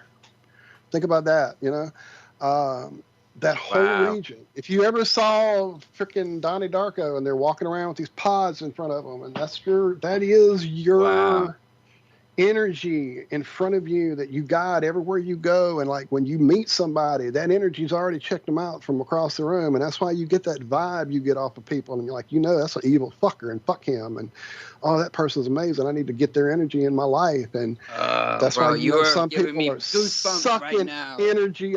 Well, that's why you get those vampiric people that get all the people they can get their energy and get the drama going, so they can suck their energy with that tentacle. And it's just the whole thing of us playing with energy with each other. I think we just had somebody pop in. Am I not correct here? Oh, no, we did. Yes. No, we didn't. He psyched me out. He went, psych. You saw him? You psych? No, it was Travis. He swiped right. Oh. He was like, oh, wait, this is not the dating stream. Yeah, but what you were saying is really interesting, because when you're talking about movies like Donnie Darko, movie directors and the writers take a long time to write like a 1.5 to 2 hour movie, roughly. But for TV shows and sitcoms and stuff, those are done like really, really fast. So they're not really putting a whole lot of deep esoteric types of knowledge and information into them. But in the movies, they are. And The Matrix is one of those movies you just can't get away from when you start to think about it a lot. Before they become, they were brothers and other sisters or something like that. Yeah, right. I don't even know anymore. I don't even know. What broke my brain about that Donnie Darko thing, since you brought it back up, I had read like the Carlos Castaneda books in college, which for me was late 80s, early 90s. And which those books were written in like the late 60s, early 70s. They've been around a minute. And in that, I think it was the second book, maybe the third book, they go, I think it may be the second, Journey to Ixtlan, I'm pretty sure it was the one, third book. They go meet another, so Castaneda is a anthropology student who he's trying to do a study on ethnobotanical substances that these remaining shaman in the upper northern region of Mexico were still using. Psilocybin type mushrooms, Jimson weeds, another type of mushroom I can't remember. Lots of organic compounds that you find in the desert only. And it was one of these things where they would make the medicine and bury it for years and go dig some up that didn't bury it for years. And that's what they would use for the ceremonies. And in these ceremonies, they would be trying to meet up with this entity named Mescalito, who would bring them knowledge and stuff. Anyway, so he's learning all this from this shaman he meets, trying to do these studies. They take a little trip to go meet another shaman. This guy he meets is named Don Juan Mattis. Don as a term of like Mr. or Sir or like respect. And so they go meet this other guy, Don Gennaro. And as they're walking to meet him on these Mexican dirt roads and stuff, they see him levitating in front of a waterfall with that thing. He explains it in the book as though it's a tentacle of energy that comes out of his solar plexus area and attaches itself to sections of this waterfall because it's an energy source, and grabs them with that energy thing and uses that. He's not floating, he's not flying, he's using his energy and attaching to the energy of the waterfall. And dude, when I saw Donnie Darko all these years later, it's like, holy shit, that dude had to have read the Don Juan books to know about that energy tentacle. What's up, Travis? I see you now. Energy tentacle. I don't know. I just watched the new Avatar movie the other day. So that's what's coming to mind right now. Haven't seen that one yet. I saw the first one. Well, that movie has a lot of crazy shit there too, with the energy and the tentacle connection with the hair. And I listened to an interview. Well, I didn't listen to an interview. I read an article about an interview with James Cameron, the director of Avatar, and he starts talking about Yahweh and all of these things, and he's putting all these hidden truths in these movies, whether you believe in Yahweh or not and all that, but he was paralleling their God in the movie Awa to Yahweh, and how all of this energy is connected, and then what you were just saying with the whole technical thing, I mean, that's what they're doing in the damn movie. They're connecting. I have to see it now. I haven't seen it yet. Don't spoil it. Yeah, Zack. Go watch it. Go watch it. I saw the first one, like I said, and it was great with all that connection to the tree, the life. It goes even further, man. I figured it had to. I mean, as long as it took to make it. I know he's always been a guy who, to me, even in his more action-oriented whatever movie, there's always this thing about the human spirit and how it overcomes all this bullshit. I mean, think about Terminator. This dude went back in time because he fell in love with this picture of this lady, and then became the father of the dude who sent him back in fucking time. That whole thing was nuts. Anyway, damn, that was a major spoiler. And I tell you people not to spoil movies all the time. Shame on me. Anyway, it was great. The Abyss, please tell me y'all saw that. Oh, yeah. Oh, yes. Dude, if that isn't a spiritual, here's some shit, pay attention movie, and if you think about waters below, waters above, I mean, come on, where did things come from? You know what I'm saying? Where'd they come from? What, Andrew? Which part of the ocean were they in that? I usually could have told you exactly probably the coordinates, man. I watched that movie 100 times back in the day. It was, of course, touching on my Alien and all that good feeling, but I knew there was way more going on in that movie than just here's some aliens. You could feel it, Yeah, the movie's pretty cool until the very part where the guy has to put on the fucking Ed Harris has to put on the helmet and put that liquid inside and learn how to breathe through the liquid. That would just freak the fuck out. Oh my gosh. That would have freaked me out too. There's a version of the movie out there that really is hard to come by unless you were like me and hunted down all this shit. I had a letterbox tape somebody had copied off of I believe Japanese Laserdisc that had this footage that wasn't in the American theatrical release, and it was this whole side story of while the storms are happening above and all the crap, and they're trying to get the nuke dealt with and all the crap below, these aliens, I'm just using that word because that's the best thing I can come up with, these entities, how about that, were making shit happen because of the turmoil that was going on. Remember, there was all this war crap going on in the first place? And so these huge fucking tidal waves were literally building up off the shores of all these countries that were about to devastate the earth, period. And so that whole storyline got left out. And then once Ed goes all the way down to the bottom and starts communicating with the aliens, there's a whole lot more of that typing crap he was doing where they could see it and he could see it and all that we didn't get to see, that told a whole lot more about that they were paying attention to how humans were acting, and there's no reason and fucking act right and blah blah blah, a little more. That subplot was not on the original movie with the tidal waves that had like built up and were sitting there on the coastline. You saw a director's cut. The way they sat there at the coastline, just like waiting to crash these big tidal waves. Yep. And then as soon as Ed Harris did his thing, they all receded back to the ocean and he saved humanity. I thought that was the movie. I'd have probably been fucked up if I watched it and didn't have all that action going on. Yeah. And saw some abbreviated version of him typing. Right. I went to the theater. I was pumped up to see it because I was like the Terminator dude. I was like, fuck, this dude's the man, So, yeah. There was something in the other movie. What was that one?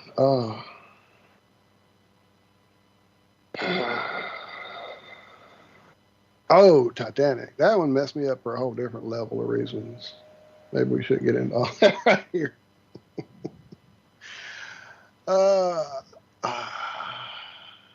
No, let's move on. Moving on. Well, we've hit that 3/4 of the way. We would technically be in the break time. Oh, that's right. I was gone for fucking 40 minutes playing with computer stuff. Yeah. Okay. I mean, I can take a little break. I could probably stand to hit the head. But probably need to do your stuff. Do you want me to play a song of some sort? I could play the Cheyenne song, maybe. It doesn't matter. I could try to find something a little less depressive to play than I did. Well, I'm just saying I can play something that we all know and love rather than just a song that's, Wait, not that very catchy Trump song though? Oh, dude, come on. Don't make me. I probably will puke in my mouth a little bit. That song don't make you want to dance a little bit? Dude, here's the problem. I actually started kind of digging a couple of those songs, and I hate myself for it. Fucking hate myself for it. Ian in chat, Donnie Darko, he's asking question. Yes, look, here's the thing about the Donnie Darko movie. There is a director's cut. I don't really recommend it.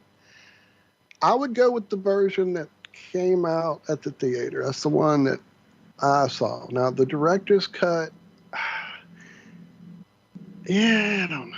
It's all right. Get you a DVD and have both. You can have both, I think. That's what mine has, right? What is a DVD? Okay, children, gather around the old man and let me tell you about physical copies and stuff.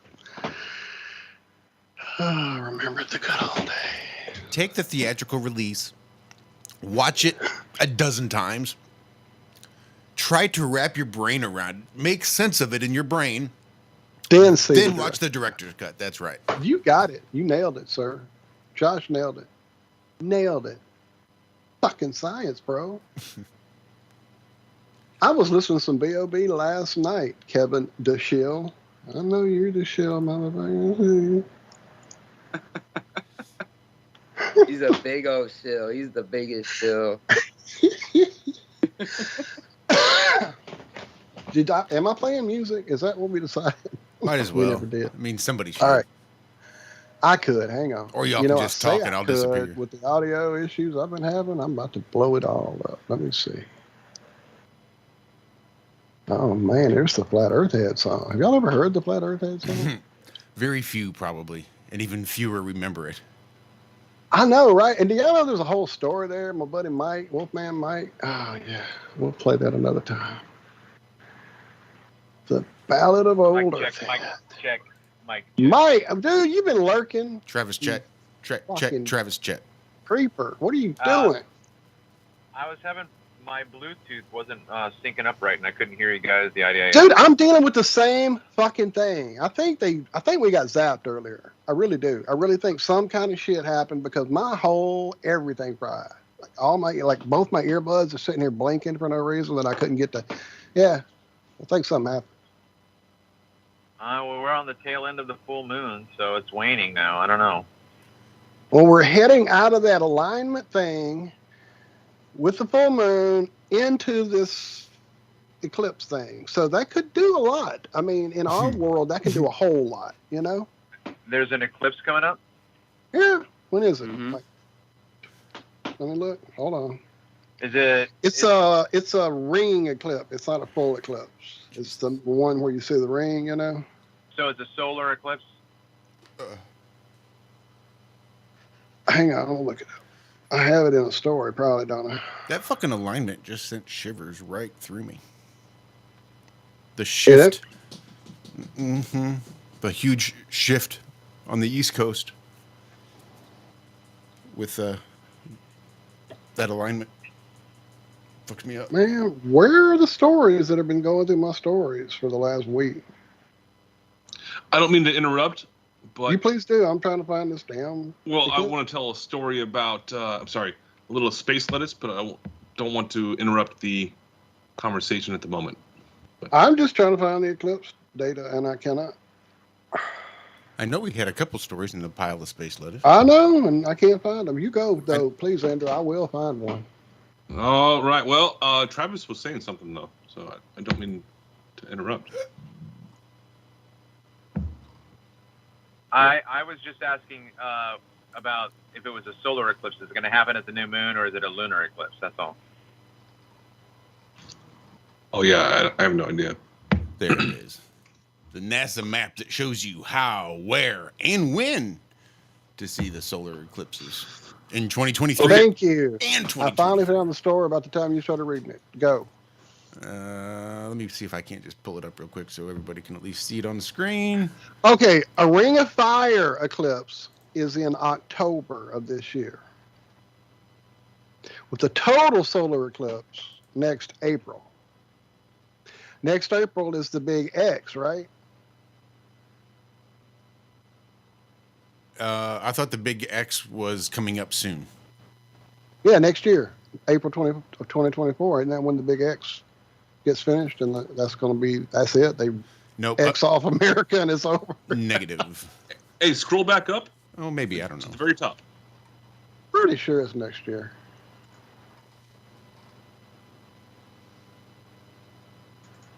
Scrolled? Yeah, all the way to the top. Yep, 60 miles an hour, 6.6. I don't know. I just noticed that really quick. 666. Did you notice that, sir? How can you see this little tiny map? Are you seeing a bigger one that I'm not seeing anywhere? No, I'm just looking at the screen. That's all. Oh, I have the story up. I'm looking for the biggest map that you can see it all on. He was looking at the Toyota Prius banner advertisement at the top. With the new Toyota Prius going 60 miles an hour in 6.6 seconds.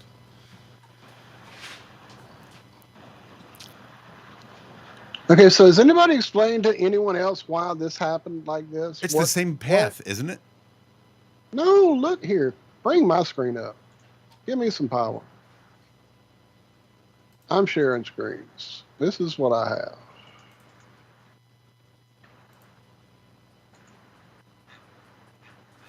This is what's coming in April of next year.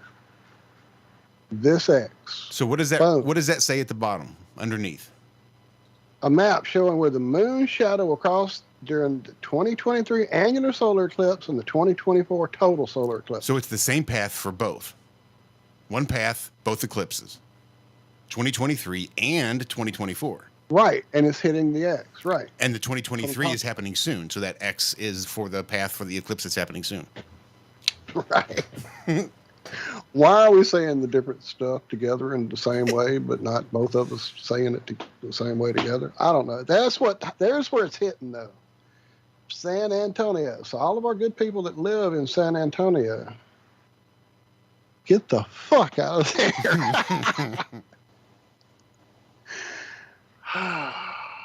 Here it is on a globe. I would leave that place. Right? Here it is on a globe, because that's how moons and suns and orbits work. They're not consistently the same because, mass, chaos, and confusion works with orbital mechanics and gravity and logic. There's a game, it's called Orbits. Go get it, and you can know how ridiculous that this happened, this fucking crossed path in any fucking math formula you can throw it any way, ever could happen, and not throw this planet thing flying into a hurling total domino effect of death and destruction across the solar system is beyond me. But I'm just a layman. I don't know any Yeah, you just mathematics. don't get the science, Walt.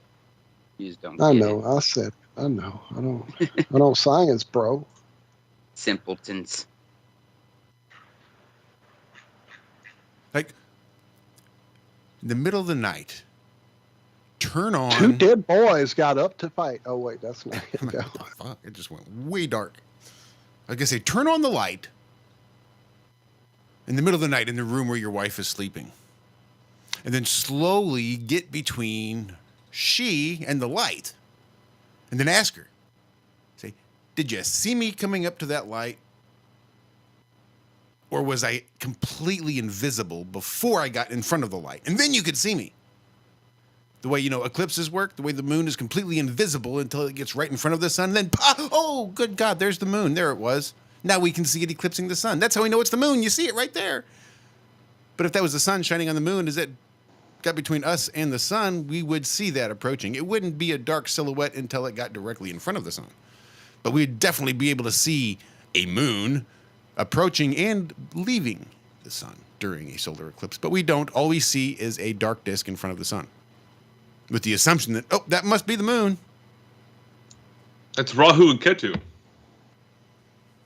Damn it, I couldn't get to my mute button fast enough. You beat me, and good answer. So you just won the trivia game. No, that was awesome. That is exactly what that got a Rahu is. Ketu book right here next to me. Oh, what fucking A, dude. Awesome. Yeah, I'm thinking about, starting... I have a video of Rahu. Kind of stuff. Do you? Mm-hmm. Okay, so you remember that video that popped out on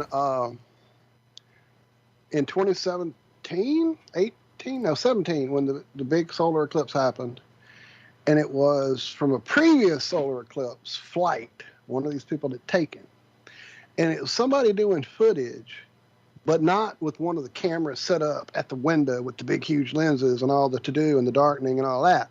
This is just a guy walking around with his camera, filming all the shit going on the plane, who would every now and again go look out a window with his camera. Not the official NASA cameras or the official Globey cameras, but this dude's camera. And he's the guy who caught that little formation of fucking clear orbs that look like the Little Dipper that you can see, and then suddenly one of them goes dark and the other one lights up. The fucking sun changed from one orb to another orb. That's the Rahu Ketu thing. It's little fucking clear orbs.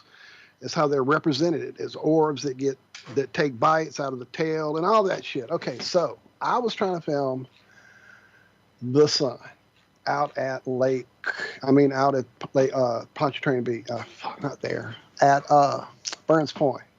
Trying to film the sun and figure out what it was doing.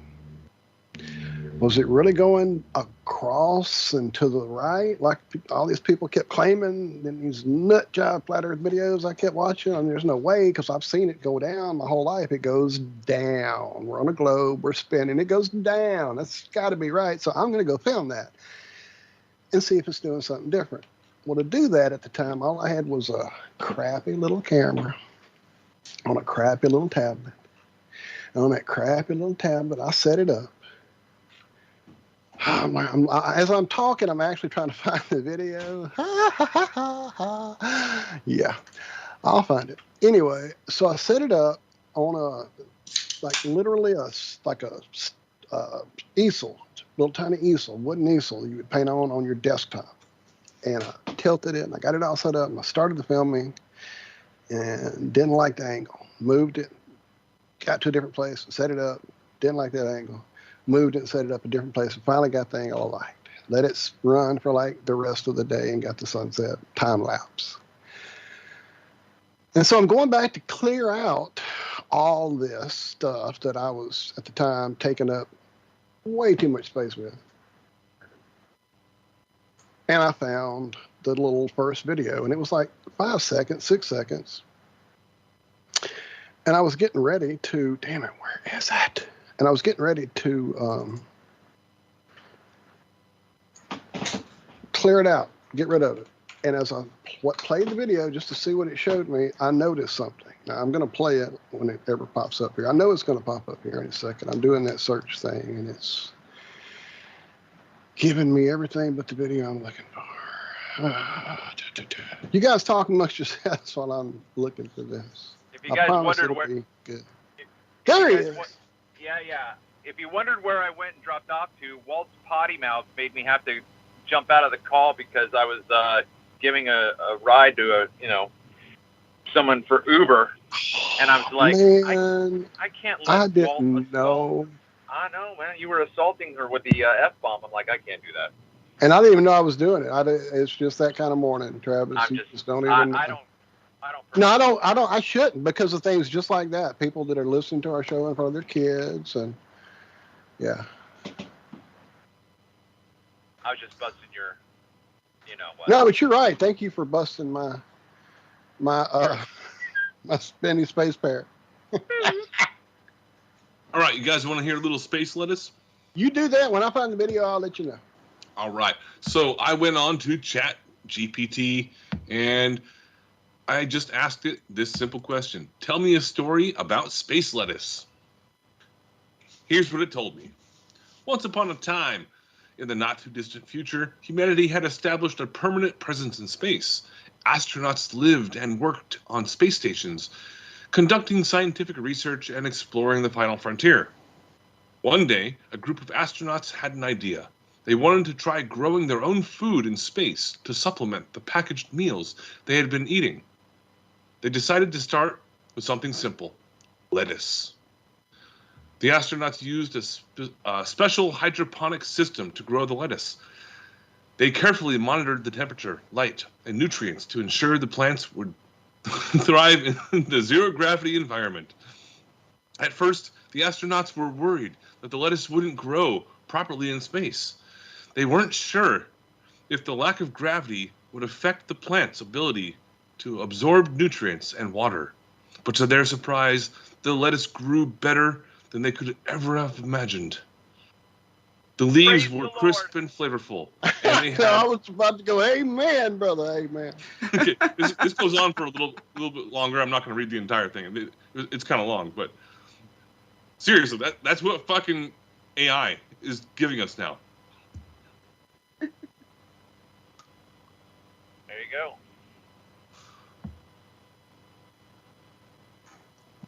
Okay, so like I said, at the time of this was 2015, going into 2016, when I was trying to figure out what the fuck is all this flat earth about. And I made this video, made a few, you can go watch them there on my channel. But I never put this up because I didn't know what it was, and I almost threw it away. And then that video of the Eclipses came out in 2017 with the little balls, which I have somewhere, but that would take me so long to see it. I know you guys saw it back then. If you haven't, I'll dig it up and we'll show it on a Friday coming up or something. But essentially, as the eclipse was taking place, these little clear crystal balls are floating in the fucking sky in the shape of the dipper, one of the dippers. And one of them darkens, the other one lights up as this eclipse takes place. You see all that. And I mean, that video this other guy took and broke it down in every possible way. It wasn't lens flares. It wasn't scratches on the fucking window of the plane. He showed where there were scratches and how they moved a certain way when the camera bounced and how these balls in the fucking sky didn't. And it was really broke down really well. So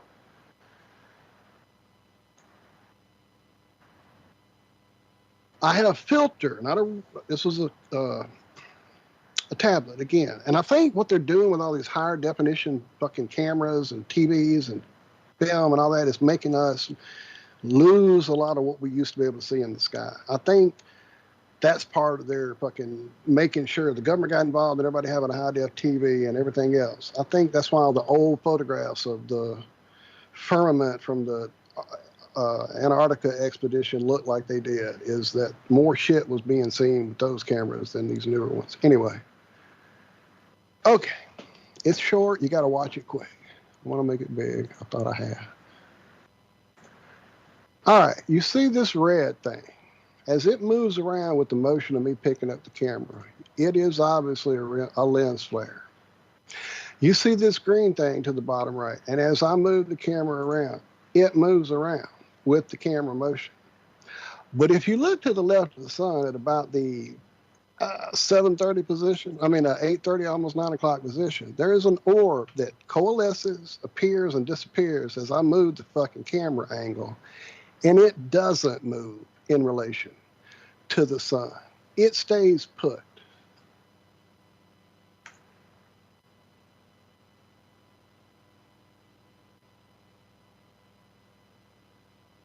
And that's exactly how those orbs looked in that video. And actually, the little white bright spot, I think, in that little red part is that little orb's reflection doing the sun glare thing. If you look, you see what I'm talking about? I think the red is the reflection. It looks like that little... The red looks like it. Like the spot to the side? The little blue spot to the You side think of the the red is its thing? Well, Maybe you're right. Maybe the green dot is its thing. Well, look at And the green red dot, is but the sun's.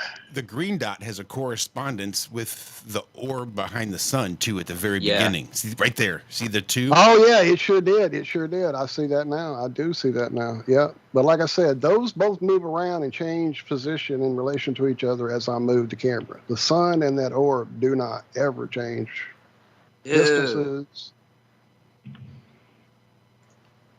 I actually found another video from about that same time frame that I took with that same lens here at my house. I couldn't even tell you where it is now, but after I was looking through all that shit from that time period trying to see, well, did I catch that more often than I knew? I did catch it one more time. But it was like at a different position. It was like at the 4 o'clock or the 8 o'clock, or somewhere else. It was on a different spot to the sun. Anyway, I'll stop showing it. It's pretty crazy. That's a good catch. I counted. Oh, am I in the call? You are. Yeah, you're here. I counted 9 F-bombs in that little rant. Oh, damn it. Here I go again. You just said damn it, Walt. Dude, what an ass. You just said ass. I suck. Wait, what is the modern F-bomb? Is it fuck or flat? I say it with a PH, so I get away with it easier than others.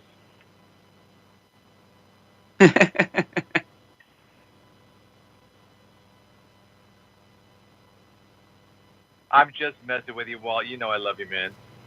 And as long as you don't say it with that hard R, if you end it with the I think it's all right.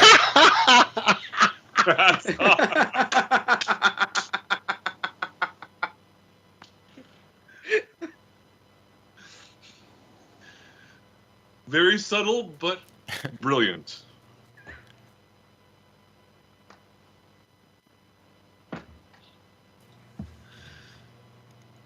So we've got about 7 minutes. This video, I forgot about this. What I got this one at you.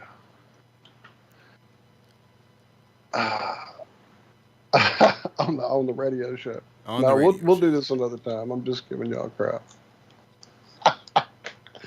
Notice I said crap that time. Thanks, Walt.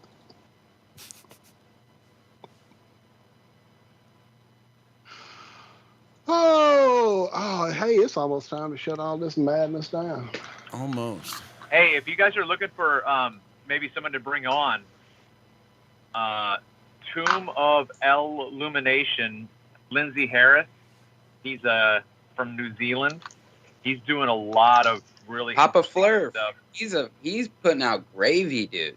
He's putting drop out gravy. a link or drop that in the thing when you get a second. Because, dude, you just don't know.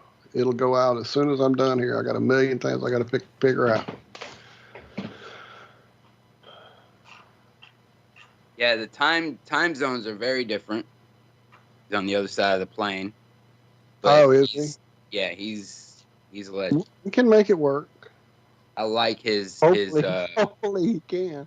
I like his content, his way of thinking, the way he's looking at this realm. It's a very different take than what I've heard. What's the channel name again? I just put it in. It's called Tomb. Here, I'm going to type it out. Tomb of El, as in the god El, and then Illumination.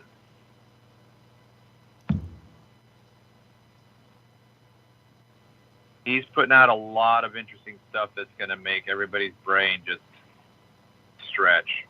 Oh yeah.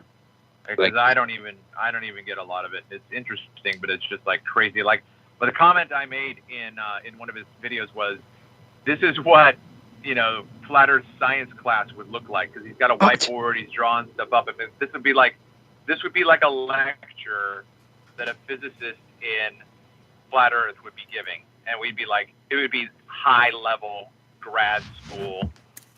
It's crazy. Yeah, it's advanced class for sure. It's an advanced class. Oh yeah, I'm looking through it. This looks like some like Mullins level stuff.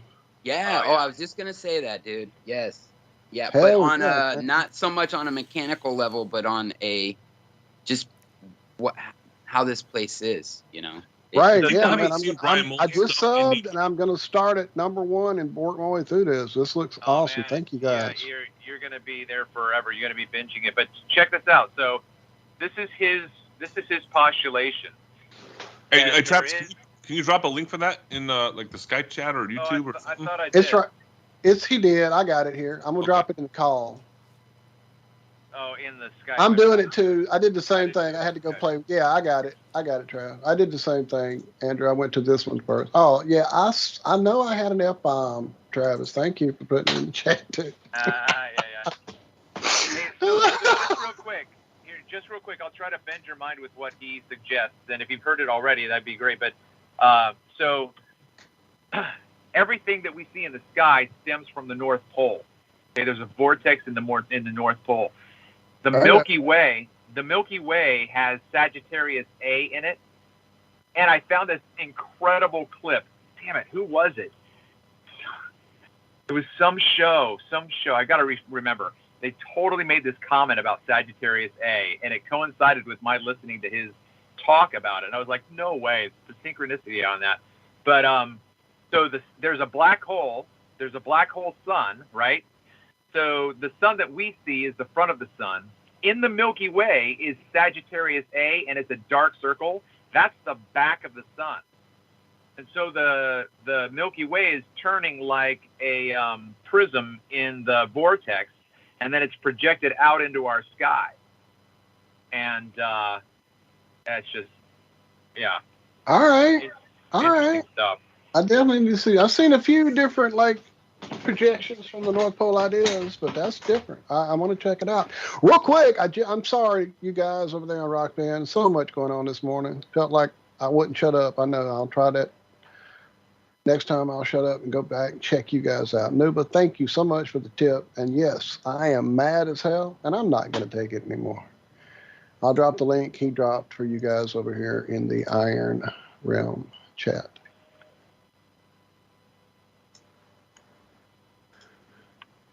All right. Well, as we said earlier, guys, we're not gonna be on this afternoon.